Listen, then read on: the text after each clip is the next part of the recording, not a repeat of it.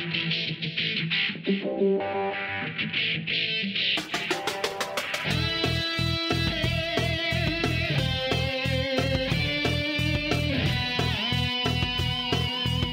is Software Engineering Radio, the podcast for professional developers, on the web at SE-Radio.net.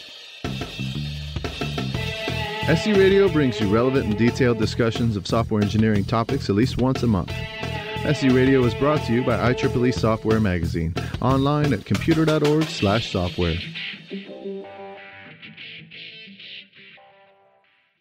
For Software Engineering Radio, this is Marcus Blankenship. My guest today is Josh Doody. Josh has 10 years experience working for talent development companies in roles from engineering, test, to consulting and management. Today we're going to be talking about salary negotiation. During his tenure, Josh has learned how companies manage compensation and negotiation. Josh is the author of Fearless Salary Negotiation, which is available on Amazon. Welcome, Josh. Hi, Marcus. Thanks for having me. It's great to be here. First, let's start with what is salary negotiation? Yeah, good question. I would say at the highest level, salary negotiation is a conversation, usually between a potential employee and an employer, potential employer, to try and discover what the best arrangement is that will make both the employer and the employee satisfied for that employee to do some job for the employer. So that's real vague, but basically it's a conversation to figure out what's best for somebody when they're going to work for a company to make everybody happy so that they have a good arrangement. When do these conversations typically happen? There are two kind of primary times that something that most people would refer to as a salary negotiation would happen. The most common one that people would think of is, when you're changing jobs and you've got an interview and then you get a job offer and then you have an opportunity to negotiate your salary to figure out what the best comp package you can get is before you start. And then the other time that is also a sort of salary negotiation is when a person who's currently working for a company might reach out to their manager or someone else at the company and say, "Hey, I'd like to talk about increasing my salary for these reasons." So that's also a different type of negotiation, but it is a salary negotiation. So those are the main two: when you're switching jobs, starting a new job, trying to figure out what your comp package looks like, and then if you're happy at your current job and just trying to figure out if you can get a better salary, then that would also be a salary negotiation. Is negotiating my salary the same as negotiating for other things, like the price of a car, negotiating on a home price? Is it the same techniques, or is there something different about it? I think the answer is, sort of yes and no. In a way, all negotiations are sort of similar and usually have common characteristics. But in many ways, salary negotiation is unique for sort of almost intangible reasons. But a big one is just there's so much writing on it. It's weird to think about, but a salary negotiation could be sort of the highest dollar value thing that a person might negotiate for in their life other than maybe a house or property. And so it's a big deal, but also you don't get many opportunities at it. Even a really kind of aggressive person would only negotiate salary, let's say 10 times in their lifetime, give or take. So it's different in the sense that there's sort of more writing on it and it feels like a heavier thing to do. And it affects, every 2 weeks you see the result of that negotiation in your paycheck. Yeah, I'd never thought about it being maybe the biggest one because over time it adds up to be such a large amount of money, probably even in comparison to like your home or other things. I think for most people that's true. If you think of like the kind of standard rule of thumb for buying a house is, you can borrow comfortably up to like 2.5 times your annual salary. And of course, I'm not commenting on whether I think that's good or bad advice, but 2.5 times your annual salary, you flip that over, and what you're saying is sometime after the 2.5 year mark at a company, you're probably earning more than the value of your home, right? So if you're at one company for 3 years plus, then the salary you negotiated will be the kind of largest asset or the largest financial vehicle that you're working with on a regular basis. Josh, you brought this up earlier that a negotiation is a conversation to get to the best outcome, but best for who? I often think about it as best for one side or the other, but is that always true? That's a good question, and I like the way that you framed it. I think a lot of people perceive salary negotiation to be, I don't know, something that you might see in like a movie. It's an aggressive person slamming their fists on the desk. But it is a conversation, or maybe even a better word might be a collaboration, where two parties are ultimately trying to figure out what makes both of them comfortable in a situation. So, for example, it should be very difficult for a company to pay someone far less than whatever their market value is, right? And that's because one person would be significantly losing out there, in this case, the employee. And the flip side is it's pretty rare that a company will drastically overpay, quote unquote, overpay for somebody in the sense that they're paying more than they can afford to or want to pay for that person. And so usually that conversation is just about figuring out where exactly is the employer comfortable paying for the services, the value that the person brings to the table, and where is the employee comfortable providing that service for the compensation package that the company offers. So this is just a really kind of classic example of the way that prices work in markets, as you find the quote unquote market clearing price. So where's everybody comfortable? So I think there is a win-win there, especially in a well-done negotiation. I think everyone leaves the negotiation saying, on the employer side, I feel good about the salary we're paying this person. They've helped me understand the value they bring to the table, and I, as the company, can see the value that they're bringing to the company and how they'll make the company better. And from the employee side, they're saying, I'm happy with this compensation package. I'll be happy to show up for work every day, to do a good job, to add value to the company. And the salary negotiation is an opportunity to have that discussion before the person starts working. So you get to that win-win before they actually start providing that value and start contributing to the company. The way you say it sounds really reasonable. And yet conversations like this have been tough for me in the past. I know your book is entitled Fearless Salary Negotiation. I'm curious why you chose that title. Why'd you put the word fearless in there? Or what does that infer? Right. So I put the word fearless in there because I found that the topic of salary negotiation is intimidating to people. And a lot of the conversations that I have, even now as a coach, I do a lot of salary negotiation coaching. And if not explicitly, implicitly, people I work with will express fear or that they're scared of something happening that is either out of their control or that is detrimental to them. So really common fear with salary negotiation is if I negotiate, they're going to retract the job offer.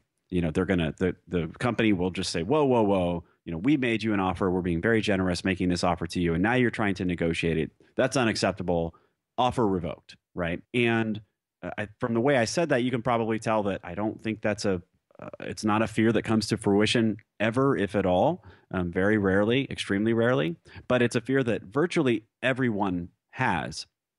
And so I wanted to get out in front of that and let people know that there is a way to negotiate salary fearlessly and get rid of those things that scare you. And my entire strategy is built around what you described, which is, that conversation. It's a collaboration.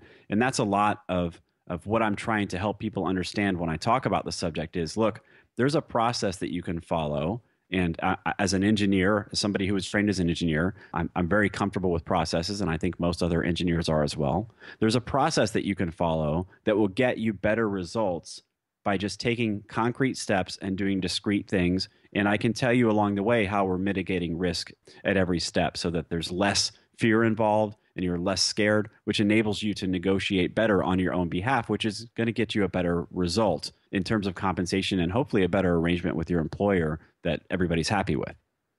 You brought up the idea of the framework, a set of steps, an algorithm, if you would be. Can you give us a high-level overview of what that process looks like? Sure.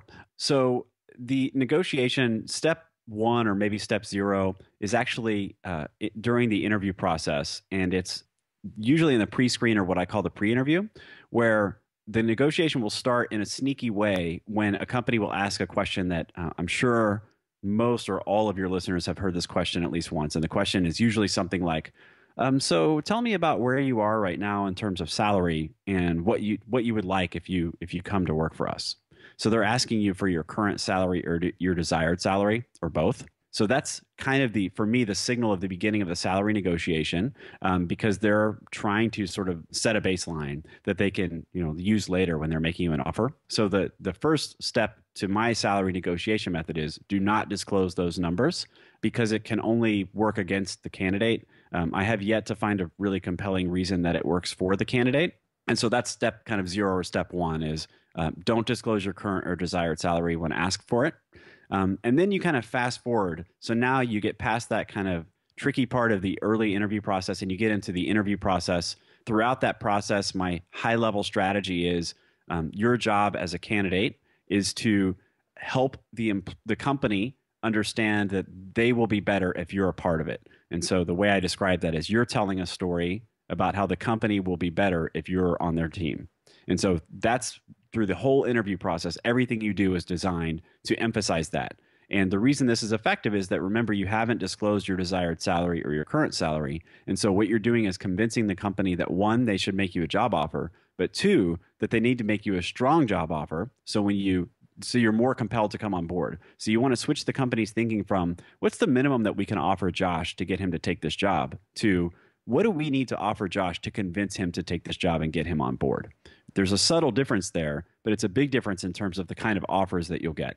So once you get an offer, just before you get an offer, actually, you want to do a step that I call setting your minimum acceptable salary. And this is just sitting down and being honest with yourself and saying, what's the minimum salary that I require to take the job as I understand it? And you're doing this early so that you're objective, so that your judgment is not clouded by big numbers that might be thrown at you, especially in terms of quote unquote total comp. So companies will offer, not just base salary, but they'll say your total comp is $300,000. And they're rolling a whole bunch of things in there that are not things that you can pay your mortgage with, like base salary.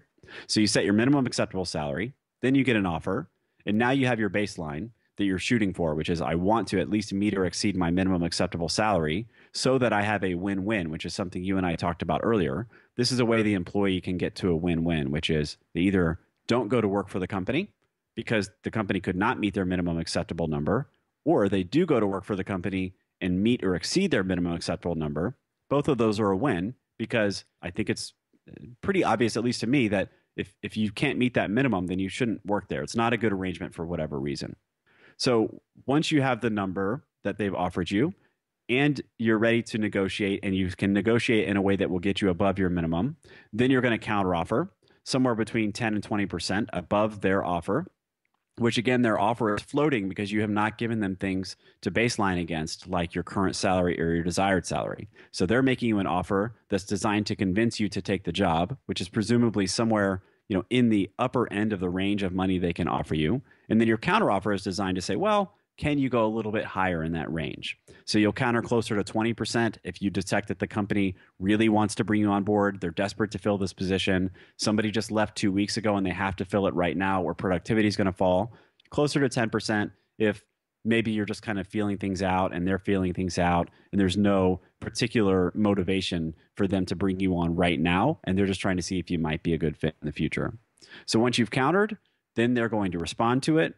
Usually they'll respond somewhere between your initial offer and your counteroffer. And then you want to make sure that you kind of keep your foot on the gas, negotiate all the way through the end, try and push your base salary up the best you can. And this is also the time when you get to negotiate fun things like vacation and signing bonuses and things like that. As you peg your base salary, if the company doesn't come up to whatever you asked for, there's an opportunity for you to say, well, I asked for this, you didn't quite come up there. Can you do that base salary you just said and an extra week of paid vacation every year? And if you can do that, I'm on board. So once you've hashed out all those final details, you've got a final comp package, and usually you'll accept that package and start.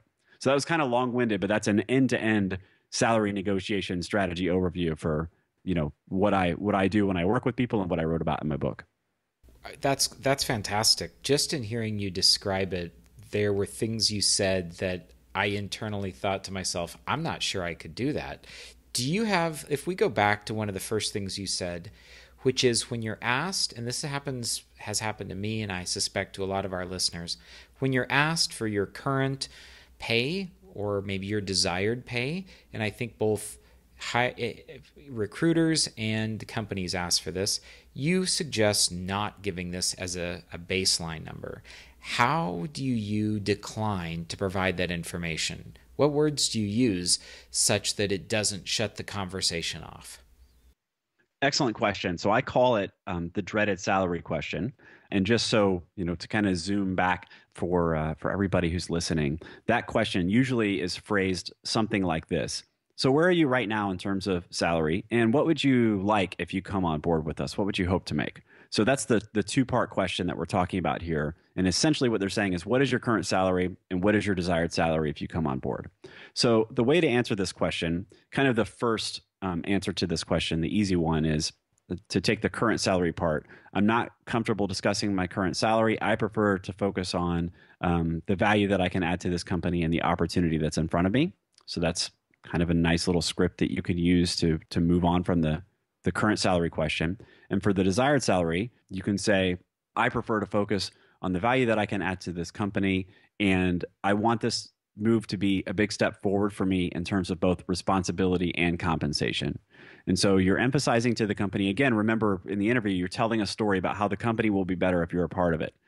A subtle way that you could do that is to say, I don't want to disclose my desired salary because I don't know, but I do want to focus on how I can add value to your company. So explicitly saying you want to make the company better. And I want to do that by taking on more responsibility for you, which is a good signal to send. And I want my compensation to reflect that additional responsibility that I'm taking on. So all you're doing the entire time is sort of pushing forward. I want to move forward in responsibility and compensation. So that's my kind of baseline script for addressing that question. And that will work most of the time. Most of the time, whoever asked the question will say, well, okay, I tried, but Josh isn't comfortable with that. So, moving on to schedule that first interview. Have you encountered situations where there was a second or third request for that? Maybe with under the idea of, well, I've got to write this on this form, or this is a box I have to check and fill it in, so I need to put something down here. Or is that just my fear coming through that they're going to ask twice? No, that's not just your fear coming through. That happens. I wouldn't say frequently, but it's not unusual. And I find that this is a combination of sort of company policy and also the individual person that you're talking to. Some recruiters will sort of ask, and I think they're just sort of asking because it's on their list of things to do when you're screening a candidate is take a shot at getting that information. And if you resist one time, they'll say, kind of shrug and move on. Some recruiters are a lot more aggressive and they'll say, no, I have to have this or we cannot move forward with this process. I've heard that line a number of times, kind of vicariously through people that I've coached. And somehow it always sort of magically turns out that we'll look back later in the process and say, we didn't end up disclosing that information, and yet we were able to move on through the process, even though they had to have that. So I think it helps from the candidate side to think of this as a negotiation tactic, because that's what it is. They're trying to get information that they can use to make an offer, again, in the vein of what's the minimum that we need to offer this person to bring them on. And I don't, it's hard to say this without sounding like I'm sort of implying, there's some sort of nefarious motivation here on their part. They're just trying to look out for the company's bottom line and get a good value where they can. And so that's what they're trying to do is what's the minimum that I need to offer this person? And by telling them your current salary and your desired salary, you're giving them really good data that will help them to determine what's that minimum. You want to avoid that so that they think, what do I have to offer this person to convince them to come on board? And you're not giving them those kind of easy out cues of current and desired salary.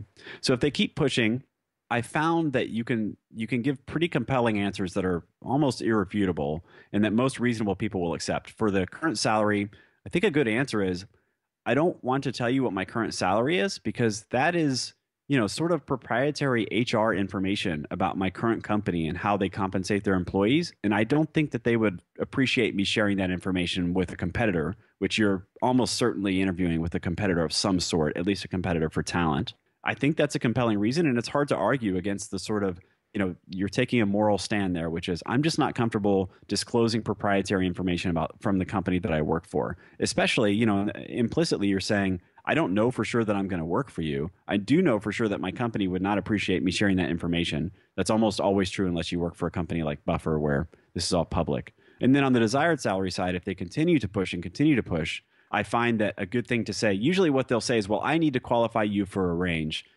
so that we're not wasting anybody's time. Again, if you frame this and you understand this as a negotiation tactic, then it makes it a lot easier to see what's going on there. They're trying to get that number. And so what you can say in response to that is, okay, well, I don't know exactly what I would like to make, but if you're trying to qualify me for a range, I'm happy to respond to that range and tell you if it's in the ballpark. So that's usually sort of the hardest push that they'll make is, I want to qualify you for a range so we're not wasting time.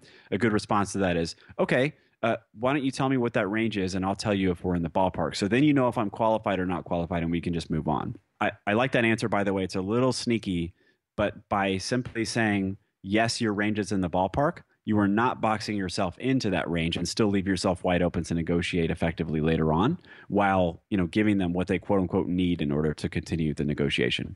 So that's kind of my long answer to how to respond to the dreaded salary question. And while I'm thinking about it, Marcus, I'll send you a link. I have an article that's written on that with that script that we talked about earlier, and I'll share that with you so you can put it in the show notes or use it however you like. Yeah, we'll put that in the show notes. Josh, you've brought up two things here, and I want to drill into them. It was around the idea of ethical considerations almost. Are there ethics in negotiation?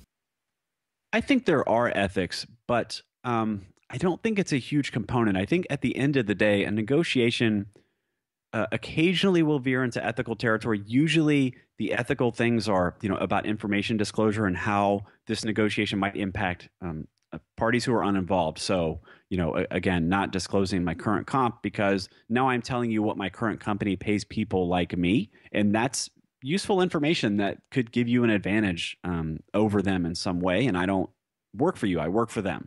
So I don't want to share that information. But I see it, it's much less ethical and moral than it is a sort of straightforward business value discussion. And so there, are a lot of shows now on TV like Shark Tank and The Profit and these shows. And I think they're kind of helping make this clear to people who watch. But you're just talking about, the company's job is to make a profit. Your sort of job or role as a person is to make a living. And so you're just having a business discussion about, okay, well, how can I enable the company to make more profit and in turn be compensated for my contributions there? So I see it as a conversation, a collaboration, and a business discussion between two parties who are trying to figure out what's the right arrangement here for us, the business, to continue making a profit or to make more profit or do better business because we're bringing this person on board, and for the employee to decide, what's the value of my time and my expertise to make me comfortable contributing to their goal of making a profit. Okay. I have heard people feel sometimes that they were being greedy, or maybe they were even being unethical by trying to negotiate for a good salary. Is there a sense of that it's not right to push too hard, that it's not right to negotiate for a high salary, maybe, or is that something that is more a fear than it is a real ethical boundary? I think it's more of a fear than a real ethical boundary. I think that some crafty companies will sort of spin the negotiation as though you are having an ethical or moral conversation. Again, I perceive that to be a negotiation tactic. So this often happens with, let's say, smaller companies and startups. Even recently, I'm not going to name the company, but I'm coaching somebody through a negotiation right now with a public tech company that's doing pretty well. And they're putting the pressure on in terms of, well, we just can't really afford to pay you, market rate because we're really strapped for cash. And I think, that is kind of true, but it's also a matter of understanding that the company is working to make a profit. And when they're bringing someone in, that person's job is to contribute to making a profit. That's what shareholders want. That's usually the end game.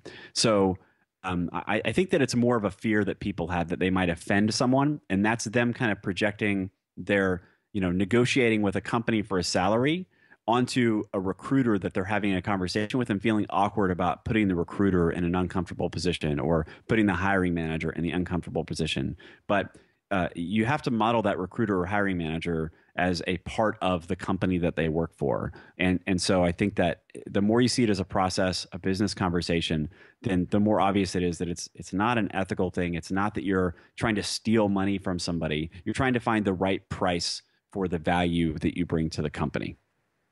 All right, let's leave that topic and talk about market rate. You've discussed this briefly. You used the phrase. What is market rate, and how is it important in salary negotiations?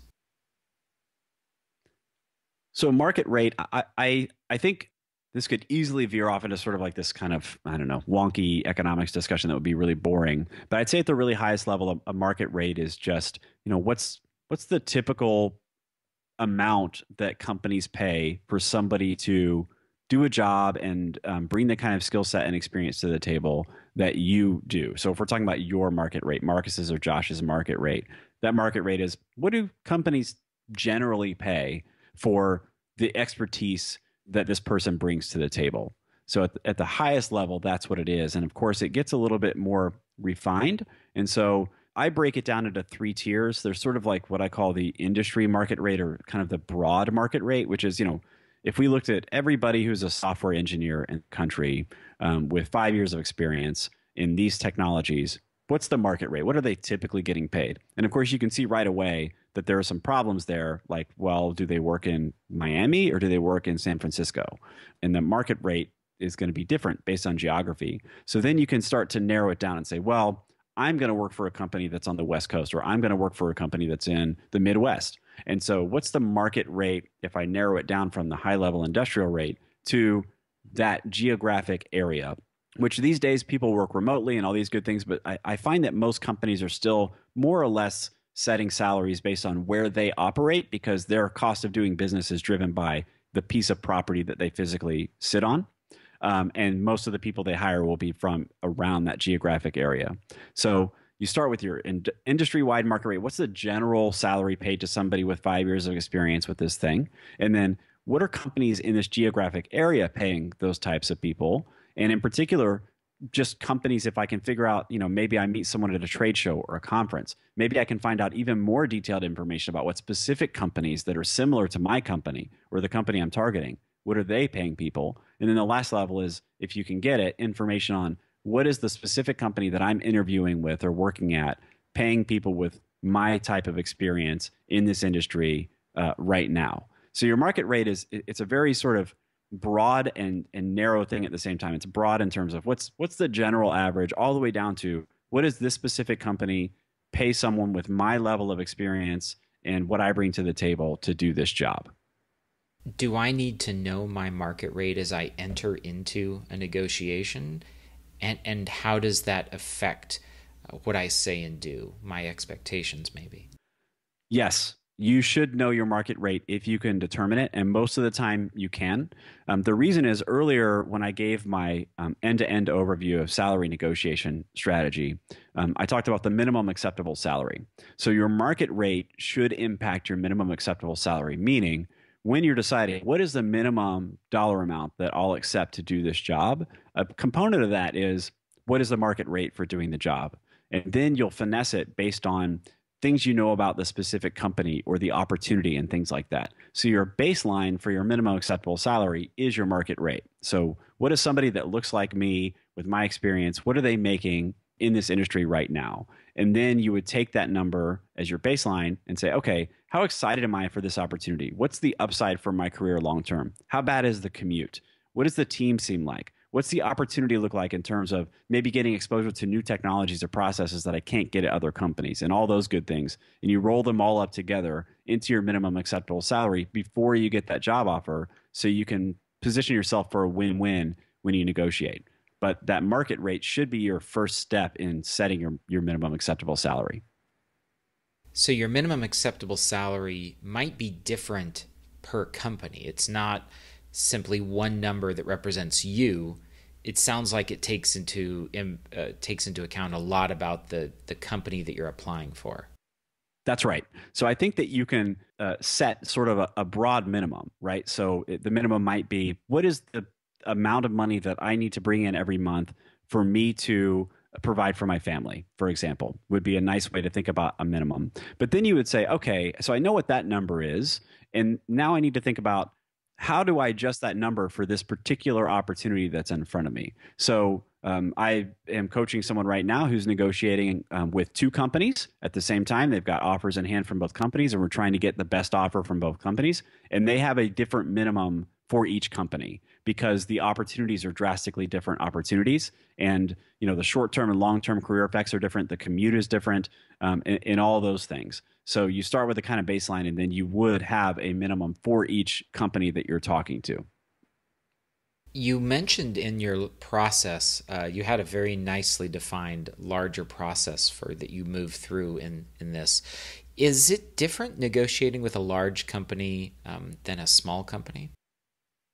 The answer is yes and no. So the process that I described is effective for large and small companies, but small companies and large companies usually have different things that are important to them. And in particular, I find that the larger the company you're working with, then the more sort of opinionated about the negotiation the large company will be. So some companies will, they prefer to negotiate on equity, and it's hard to get away from that, for example. Smaller companies also like to try and focus on equity, but small companies tend to emphasize the fact that they're small, they don't have a lot of capital, and do you want to be a part of building something big is sort of the story that you have with smaller companies. So broad strokes, the process I described is effective at large and small companies. It's built to be that way. I spent a ton of time when I was developing that process. That particular chapter on negotiating salaries from my book, I rewrote it top to bottom 3 times because I wanted to make a process that could be more or less universal. And so it's designed so that if you use the process as I described it, it will be effective for you. And I'm also finding ways that I can kind of finesse that process with different companies and different requirements. Big and small companies do behave differently, but the process itself is effective for both large and small companies. That's great. Is there ever a time I shouldn't negotiate my salary? I've thought about this, off and on since I started writing my book, really, because I advocate that you should always negotiate salary. So I'm always kind of questioning absolute statements like that. I have yet to find a situation where the answer is that you should not negotiate your salary. And the reason is that if you're following the process I described, then you end up at a place where, again, the company is making you an offer. They're kind of making an offer, not quite in a vacuum, but they don't have those handy dandy guidelines to use in your current and desired salary. And so they're sort of feeling out, what it's going to take to convince you to come on board. And your question as somebody who's received a job offer is always going to be, okay, that's a good offer, but is it the best offer that I can get? And the only way to really know if that's the best offer is to negotiate it.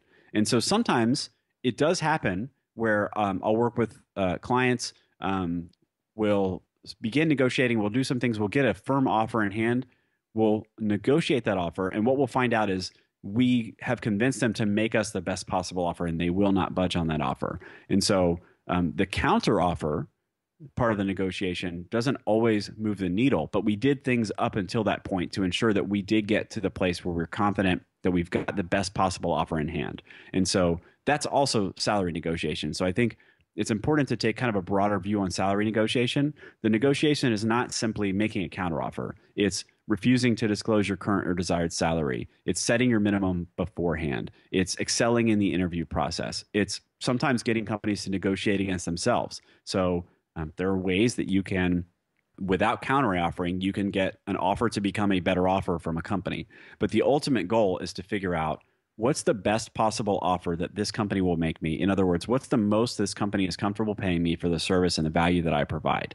And that's your goal in the negotiation, is to get there. And so I think within that framework, negotiating is always the right answer, because even though sometimes you will run into a wall, you'll find that you've maximized the potential there. Now you know that for sure, which means that when you take that job, you can be confident that I got the best possible offer that I was going to get. I did the best I could in the negotiation, and I can be confident that when I show up for the first day of work, I didn't leave money on the table there inadvertently.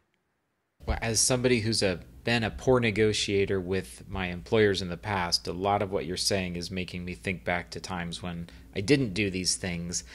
And I don't know that I ever started a job resenting that I made too little, but I certainly wondered if I could have gotten more.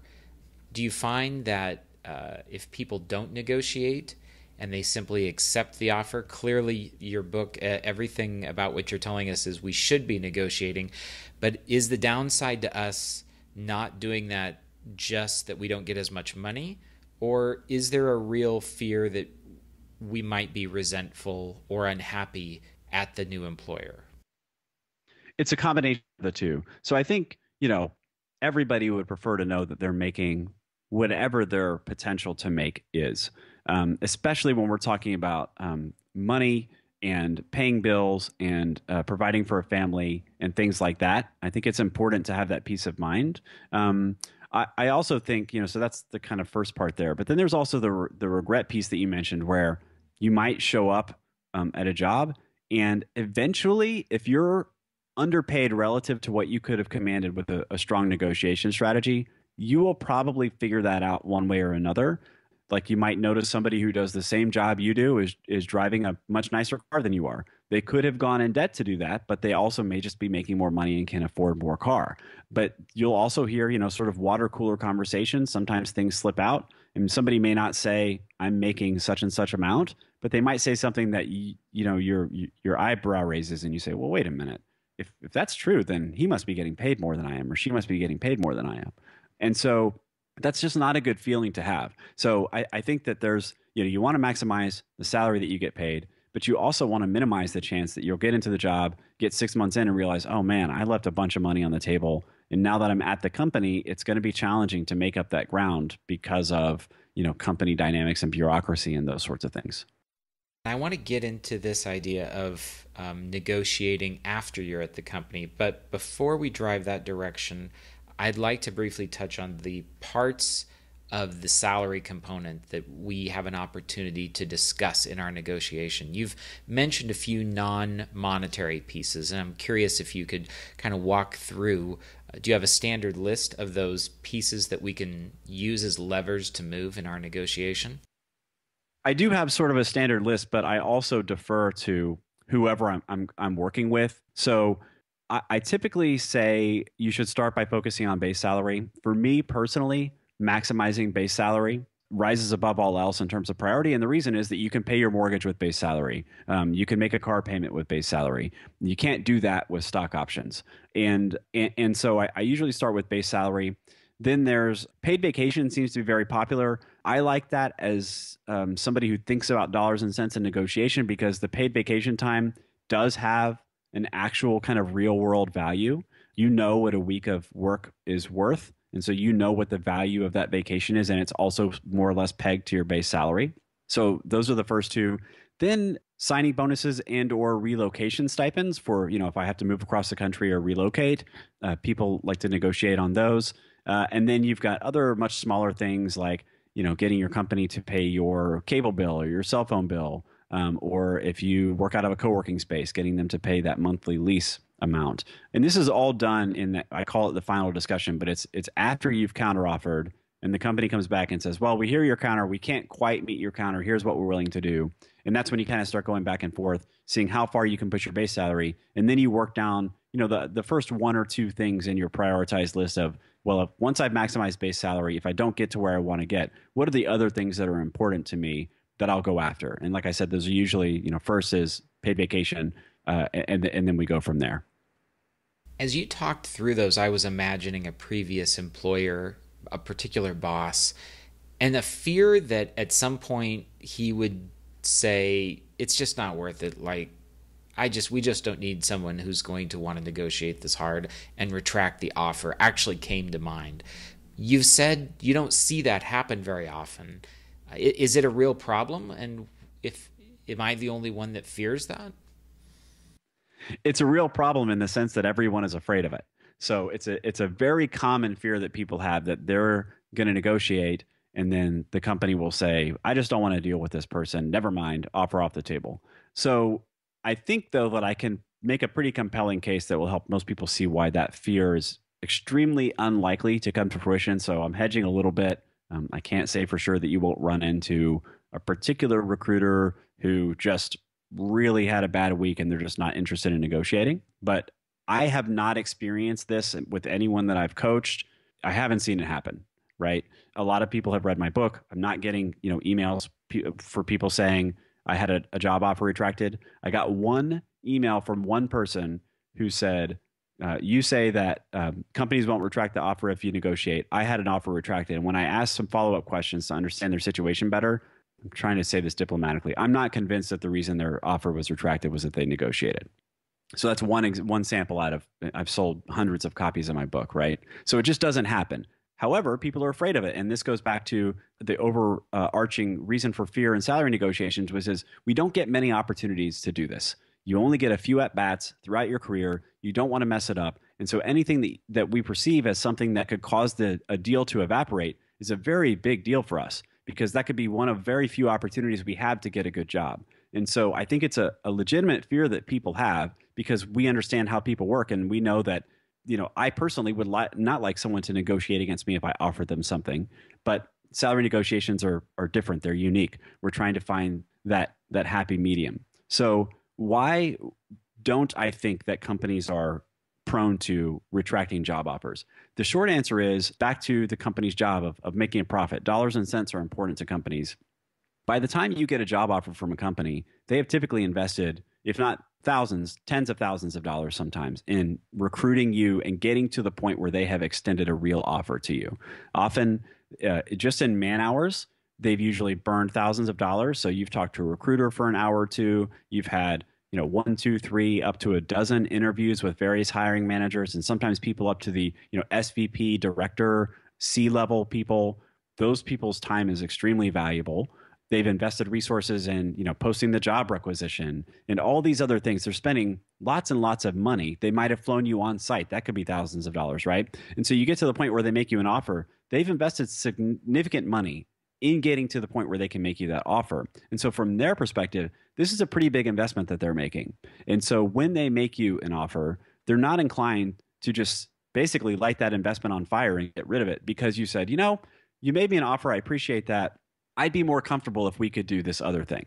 Because, back to my strategy, I'm not pounding fists on the table and demanding things. I'm saying I would be more comfortable if we could work together better if, right? And so you're collaborating with them. And so all that combined, the huge investment that they're making up front, the fact that they have a real need to fill this position or they wouldn't be wasting their time talking to you, and the fact that you're collaborating with them and just trying to find the best result results in just an extremely high likelihood that they're going to continue negotiating with you even when you counter. And I would say the worst case scenario in 99.999% of situations is you negotiate, you counteroffer, and they say, oh no, we already made you our best offer. It's non-negotiable. And so now you got the best offer possible. You know what the offer is, and you can choose to accept it or not, usually based on your minimum acceptable salary. So I think it's a real fear. I think it's based on the way that we interact interpersonally with each other as humans, but the dollars and cents for a business don't really work out for them to invest that much to get to the point where they make you an offer and then just pull the offer because you said you'd be more comfortable if they could adjust the offer in these ways. That makes complete sense. Do companies expect us to negotiate? How do they view strong negotiators? I think that most companies do expect people to negotiate, or they at least allow for the possibility that you'll negotiate. It's pretty rare that a company will make you their first offer will be their best and final possible offer. I've seen it happen. I've done it one time when I was a hiring manager. There was one instance where I made an offer to someone and I said, just so you know, we think you're perfect for this position. We're not messing around. This is our best offer. And I was being honest about that. And we ended up hiring that person at that rate. How do companies view good negotiators? Is it viewed as a negative thing, or does it put them, like, do companies think, wow, this person will be, like, do they look on it as a positive attribute? Right. That was the second part of the question. Yes. So in terms of how companies perceive people who negotiate, I think it's hard to say for sure. I can make a pretty good case, though, that they would perceive someone who knows their own value and has made a strong case of the value that they bring to the company and then negotiates strongly on their own behalf. I think most businesses would perceive that person to be a strong asset that they would like to have on their team. Because if they're this prepared for a negotiation, if they're this focused on understanding the value that they add, then if they bring that same intensity to the job at hand, they're going to be a good asset. And so I think, as I mentioned earlier, businesses usually exist to make a profit. And people who are business savvy enough to negotiate a salary in an intelligent and collaborative way are probably going to be the type of people who have skills that will enable the company to make more profit using that skill set. So I think, on balance, companies would perceive a good negotiator. So again, not somebody who's just pounding fists on desks and making demands, but collaborating and doing a strong negotiation, standing out in the interview. They would perceive that person to be an asset that they would like to bring onto the team.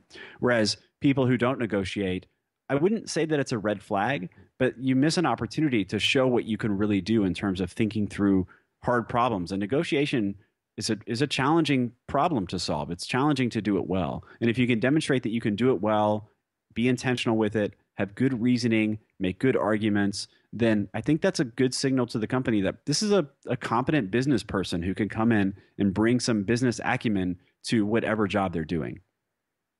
When I was a hiring manager of engineers, we definitely thought that engineers who could negotiate well were an asset. We felt like their ability to persuade and think through and have tenacity and know what they wanted, those were the kind of people we wanted at our company. So I think many engineers, as you say, are afraid that they'll be considered high maintenance or difficult if they negotiate, or it'll look bad upon them. And yet for me, what you say really resonates. The opposite, it was true. We looked upon those people, even if we ended up paying them more, or maybe if we didn't, the fact that they were approached the situation that way was a very positive thing. I'd like to turn now to the other time you mentioned, when we will be negotiating. We've talked a lot about when we join a company, that initial offer. But once you're in the door, and having spent 14 years at an enterprise company, I spent far more time getting salary increases than I did my initial sort of onboarding. So I'm curious. Let's talk about that opportunity, sometimes annually, to negotiate your salary at the evaluation or the raise time. Is there an opportunity to negotiate? Because that's my first question. I don't know that I ever perceived there was when I worked at a large company, but what does your experience show? I think you came at this question from exactly the right perspective, which is most people are aware that there's an annual opportunity to, if not discuss compensation, to adjust it at most companies. And the question about whether that's a good time to discuss a raise or to negotiate is based on a couple of things, but the big one is there budget available? And that question will have different answers at different companies. First, let me take one step back and just say, to be clear, we're talking about not your standard sort of, you've been here another year, here's 1.5% or 2%. Thanks for being part of our company. But we're talking about, I want a 10% raise or 15% raise. I want a market adjustment. I want something to say, my salary is out of line with the value that I add, and I want to make a significant adjustment, not just a sort of boilerplate standard adjustment. So the way that you know whether or not it's sort of negotiable in that particular window is there budget for it? And a good rule of thumb for whether there's budget is essentially, does everyone in your company go through that process you described, the raise, the merit increase, performance review process at the same time every year? Or is it done ad hoc? Or is it based on anniversary date from when people are hired?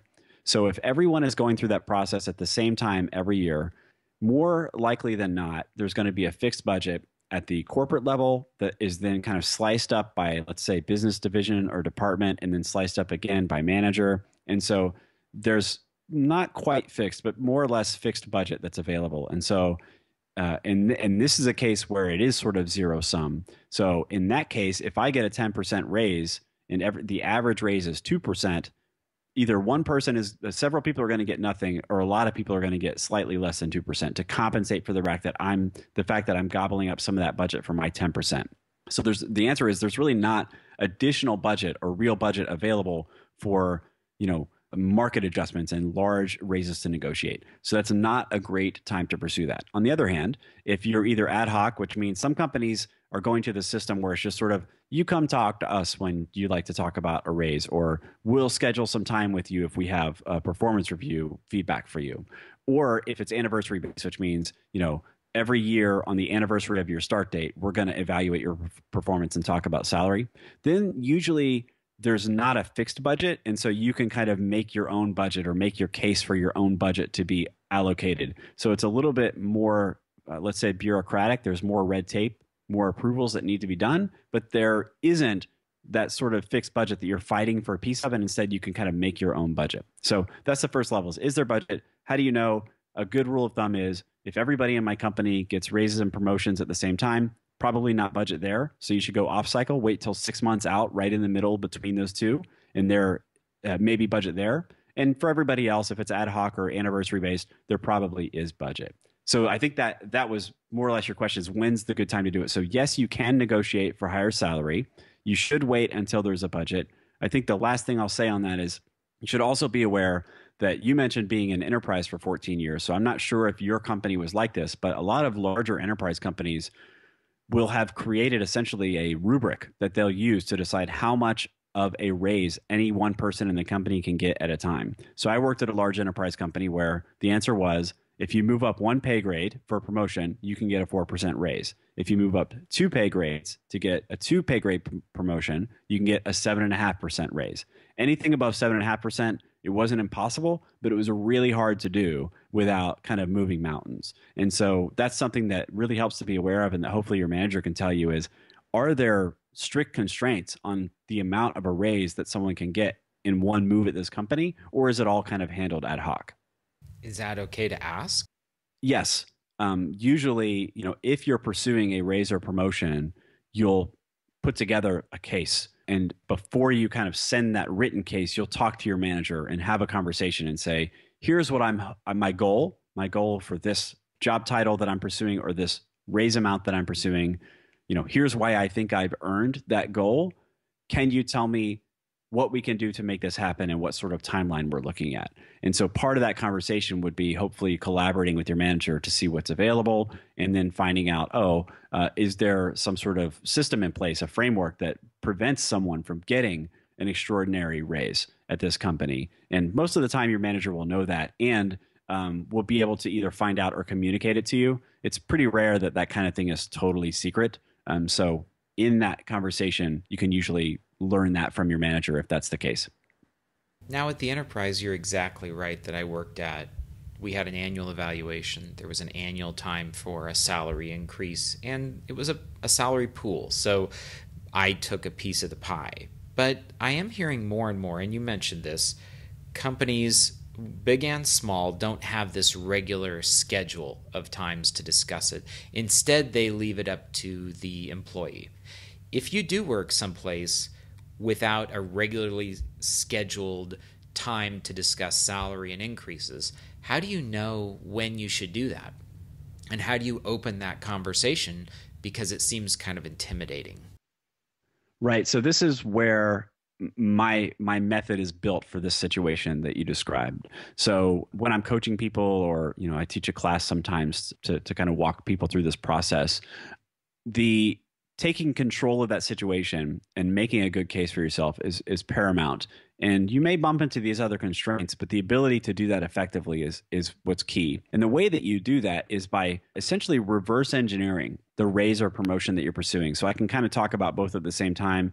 Raises and promotions are, in my mind, they're separate things. I wrote them as separate chapters in my book, but the process, the actual steps that you take to get a raise or a promotion are virtually identical. And so in both cases, where you start is, what is it specifically that I'm asking for? What is the target job that I believe I'm ready to be promoted to? What is the target salary that I have in mind? And of course, that target salary would be based on your market value research and things like that. But the idea is that you want to know specifically what you're asking for. A main reason for that is you want to make it easy on your manager. So Marcus, you were a hiring manager, so you probably had some of these conversations. It's much easier to talk about raises and promotions with somebody who comes to you and says, I would like a raise to this amount, or I would like a promotion to this job, than it is to talk with somebody who comes to you and says, I want more money. right? It's hard to have that conversation because the first question is, well, how much more and why? Those are the two questions that the manager has. And so your job as an employee who's seeking a raise or promotion is to make that manager's job as easy as possible by setting a very clear goal. And then before you ever have that conversation, making a very good case that you have already demonstrated that you've achieved that goal, that you're ready for that goal. So in the case of a promotion, it's sort of easy. I mean, it's not easy to actually execute, but it's easy to envision or to plan for. And that is, what's the next job in my career path, or what's the job that I'm targeting if I want to kind of make a move outside of my career path into a different area? What are the responsibilities associated with that job? And what's the difference between those responsibilities and my current job's published responsibilities? That difference, that delta between the job you're targeting and the job you're doing, that's the stuff that you need to do to demonstrate that you're ready to be promoted. This may be a little counterintuitive, I think, to people. I think people like to believe that companies promote based on potential and, this guy is a real go-getter. And so I'm going to just go ahead and promote him into this job that's above his current job and he'll grow into that role. That almost never happens. Again, looking at it from a manager's perspective, the manager is looking for somebody who can demonstrate that they can do the job right now, because managers are busy people and they're looking for things to help them be better at their jobs and manage their resources better in terms of what's available at the company. So you set your goal, and then you make a case that I've already done everything I need to achieve that goal. I'm already doing the target job that I'm going to ask my manager for, or I can demonstrate very clearly that this raise I'm asking for is already justified by the work that I'm doing above and beyond what was expected of me last time my salary was set. So as I'm talking, you can probably see kind of, like I said, reverse engineering this idea that, what am I going to ask for specifically? And then what is the evidence that the thing I'm asking for is currently deserved right now by me? And when you have all those things sort of packaged up and ready to go, then you can go talk to your manager and say, I would like a promotion to this job because all the reasons that I've demonstrated I'm already doing that job and I'm ready for the promotion. Or I would like a raise to this amount because, and you list all the things you're doing to add additional value to the company, to your team, to save money or make extra money for the company or the team since the last time your salary was set. So that's my process, or my method in a nutshell, is set your target, do the work to demonstrate that you have already achieved that target, and then you're essentially just going to talk to your manager to say, here's what I've done, here's what I would like to do to make it official. Can we talk about a timeline for making that happen? Yeah, as a hiring manager, I certainly found it was much less risky to promote someone who I could see was taking the initiative and doing the job without asking for me to give them a pay or a title change up front, rather than someone who said, well, I'd like to be a tech lead, make me that, and then I'll start doing this job. There's a lot of pieces to the job that were subtle and intangible and were mindset shifts, and I think those were the things that when I saw them, even if they weren't able to delegate out to the team because they weren't in that position yet, there was a lot of ways they could be doing things to show me that they were serious and ready for that. My guess is, though, not all people listening feel like they have the ability to start doing the job they want. Are there tips or things you can recommend, Josh, that would move people in that direction, even if they're not the manager, even if they're not the product owner, or whatever the new role is that they want to do? Yes, definitely. So when you've done what we described, which is set your target, and then identified it, if we're talking in particular about a promotion, then you identified specific responsibilities that the job you're targeting requires in the job description, right? And so you'll find that those responsibilities that you need to accomplish will usually fall into one of two categories. One of them is kind of the easy stuff, which is the stuff that you can do without any support. So just things that don't, for example, you mentioned, mentoring somebody or training somebody. You can't just sort of show up at somebody's desk and say, I'm going to mentor you now. So you would need help on that. But the other things like be more productive or, manage a bigger portfolio. You can ask, I'd like to take on this project so that I have a deeper portfolio. Or you may find that there's some reporting that the next job up from yours, there's some reports, monthly reports that role creates and presents to management. And you can start just creating those reports a lot of times with data that you can get, from inside the company. So there's the stuff that you can do on your own. And in that case, you've got a list of things that you need to do. You know the things you could do on your own. And so you begin, just executing on those things. How do I get those things done? But you'll also find, as you mentioned, some things that you just can't do on your own, like mentoring or working with large enterprise clients. You can't just kind of go grab one of those. You may need it assigned to you. And so you have to kind of put your hat in the ring. And so that's when you would collaborate with your manager and let your manager know, hey, by the way, I'm interested in being promoted to this other job, and I can see what the responsibilities are for that job. I see that it requires me to manage a large enterprise project. So can you help me get assigned to a large enterprise project in the next 90 days or the next one that comes in, and ask your manager to help give you those things. Or I see that it requires me to mentor somebody. I know these 2 junior developers were just hired, and I'd be happy to mentor them. Can you help me arrange that? Is it okay if you introduce me to those 2 junior developers and I can begin mentoring them to kind of get that under my belt? So you'll have to go to your manager and kind of collaborate. The alternative would be, kind of, like I said, like sort of just dropping by somebody's desk and saying, I'm going to mentor you now because I want to get promoted. I don't think that would go over very well. So those things, again, asking your manager for support is good because 1, they'll have a heads up that you're pursuing a promotion. That's good for them to know. And 2, you'll be asking for their help, enlisting their help to do those things so that now you're collaborating on the things you're trying to do to get promoted. So now you're kind of bringing them onto your team and asking for their help, which should be beneficial to you. Yeah, as I hear that with my manager ears, I cannot imagine telling someone, no, you can't help mentor, no, you can't help train, no, you can't work on this kind of project. You're not asking me for money. You're asking me for something that's entirely within my realm of ability to grant. And you're showing me that you're motivated, which is enormously important to me as a manager. Josh, this has been really interesting. I really appreciate your coming on today. What have I forgotten to ask about negotiation that people need to know? Gosh, that's a really good question, Marcus. I don't think you've forgotten to ask anything. I kind of, I talk about this subject a lot, and so I can't think of any topics that we didn't get to that I think are crucial topics for people. I think your questions enabled me to kind of hit on all the good highlights. So I don't think there's anything that I can think of. I think we hit all the really good points, and I think that everybody listening should now have kind of a good idea of how to negotiate an interview when changing companies, but also how to move up a level in terms of salary or job responsibilities at your current company. Great. Josh, where can people find you online? Where can they find your book?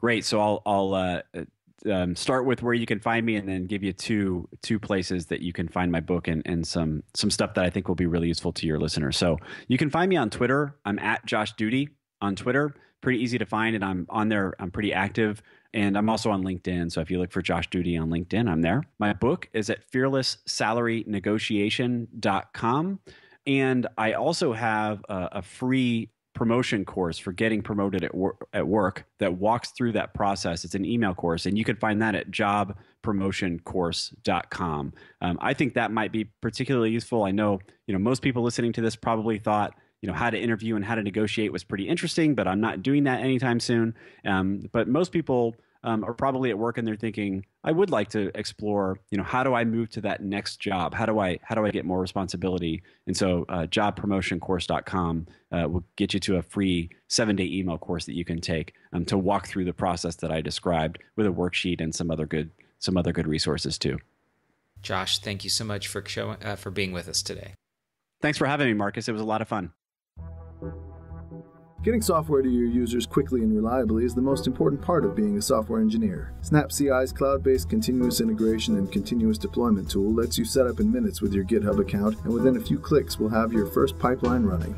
Discover and fix your bugs quickly before pushing to production by setting up stages from simple ones to complex that run automatically when you push your changes.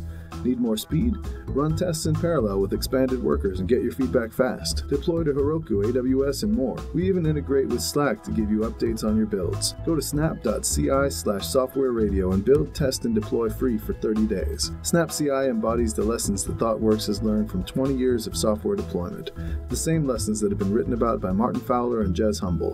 Check it out at snap.ci/softwareradio.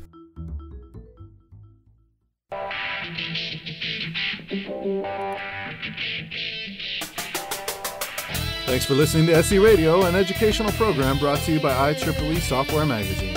For more information about the podcast, including other episodes, visit our website at se-radio.net.